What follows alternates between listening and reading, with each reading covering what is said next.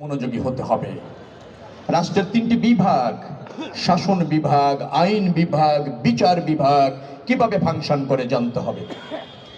রাষ্ট্রের সাংবিধানিক প্রতিষ্ঠান, সেবা খাত, স্বায়ত্তশাসিত প্রতিষ্ঠান কিভাবে ফাংশন করে তা জানতে হবে।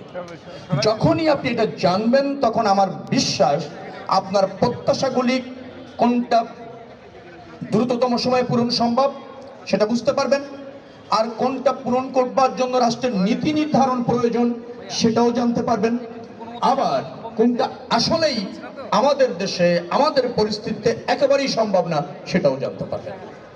যার ফলে এই সম্ভাবনাময় যারা তরুণ তাদেরকে আমি অনুরোধ করব যে আমাদের রাষ্ট্র ব্যবস্থাপনাটা কিভাবে হয়। একজন আইন প্রণেতা, অর্থাৎ রাষ্ট্রে যদি তিনটি বিভাগ থাকে, শাসন বিভাগ, বিচার বিভাগ, আইন বিভাগ, সেই আইন বিভাগের মেম্বার অফ পার্লামেন্ট হয় একজন সদস্য মাত্র। তার কোনো এক্সিকিউটিভ প্রকৃতপক্ষে ক্ষমতা নাই।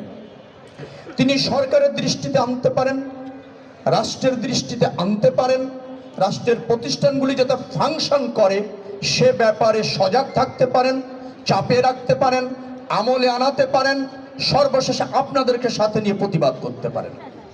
এই হচ্ছেন একজন মেম্বার অফ পার্লামেন্টের মূলত দায়িত্ব। কিন্তু আমাদের ধারণা রয়েছে মেম্বার অফ পার্লামেন্ট একজন নির্বাহী ব্যক্তি, সব সমস্যার সমাধান তার কাছে আছে, তিনি সবই পারেন, ইচ্ছা করে করেন না, তার কাছে সমাধান নাই, এমন কোনো সমস্যা নাই, তিনি সরকারের অংশ, রাষ্ট্রের অংশ। এরকম বিভিন্ন ধারণা আমাদের তরুণদেরও আছে, আমাদের প্রবীণদেরও আছে, আমাদের নাগরিকদেরও আছে। এই জায়গায় একটু নাগরিকদের এবং তরুণদের সচেতন হলেই আমার বিশ্বাস আমাদের মধ্যে যে ভুল বুঝাবুঝি আছে, রাজনীতিতে ব্যর্থতার যে কথা বলা হয় অথবা সমাজের যে জরাজীর্ণতার কথা বলা হয়, সেগুলি সমাধান করবার ক্ষেত্রে আমরা সবাই মিলে আরো বেশি কাজ করতে পারবো। আমাদের ভাবনাগুলি ভালো, কোনো সন্দেহ নেই, প্রত্যাশাটা আরো ভালো, দেশবান্ধব, জনকল্যাণ, জননিরাপত্তা সবই আছে, কিন্তু এটা বাস্তবায়ন প্রক্রিয়া সম্পর্কে যখন আমরা আরেকটু ভালো জানবো তখন এইটা বাস্তবায়ন করবার জন্য তরুণরাও একটা উল্লেখযোগ্য ভূমিকা রাখতে পারবে।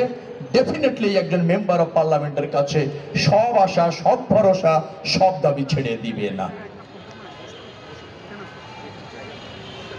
যেমন আরো ভালো হতো, যেহেতু আজকের এই তরুণদের উদ্যোগে বিএনপির মনোনীত প্রার্থী হিসাবে অথবা ধানের শীষের প্রার্থী হিসাবে আমি এসেছি, তার আগে বিএনপি ত্রয়োদশ জাতীয় সংসদ নির্বাচনে কি অঙ্গীকার ব্যক্ত ইতিমধ্যে করেছে সেটা যদি আপনারা একটু জানতে